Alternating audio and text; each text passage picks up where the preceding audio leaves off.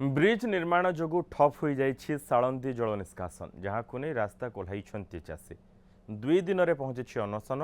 भद्रक जिला चांदबाली ब्लॉक 3 तर घाटरे साळंदी नदी उपरे ब्रिज निर्माण चली 4 वर्ष है बेकम प्राइवेट लिमिटेड कंपनी काम करुच्ची। अभियोग होउछि ब्रिज पे नदी मझिरे बंध निर्माण होइछि प्राय 80% नदी पोती हो जाइछि फल साळंदी नदीर जल निष्कासन संपूर्ण बंद होइछि। लगाण वर्षा बन्या जोगु तेंतुलीडीह आखपाख चाष जमी जलमग्न होई चाषी को बहु क्षति सहवाक पड़ुछि। बारंबार कंपनी कर्तृपक्ष को जणाइले मध्य कौनसी समाधान होई नथिबा अभियोग करिसेन चाषी। बाध्य होई शताधिक चाषी तेंतुलीडीह निकटस्थ बेकम कंपनी कार्यालय सामने धारणा बसी। चाषी मुख्य दाबी तुरंत बंध खोली जल निष्कासन कर क्षतिग्रस्त चाषी को धान बिहन जोगाई दियो। प्रशासन एने कौन पदक्षेप नेउछि ता उपरे समस्त नजर रही।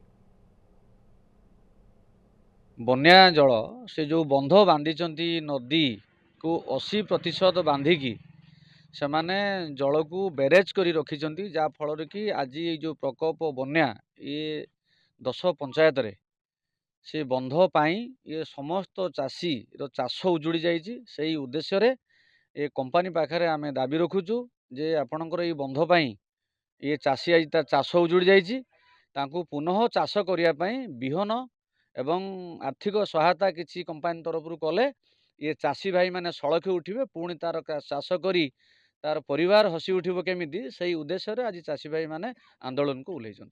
गत वर्ष कहला मु 4 मास भितर खोलदेवी एपर्यंत खोलू नहीं।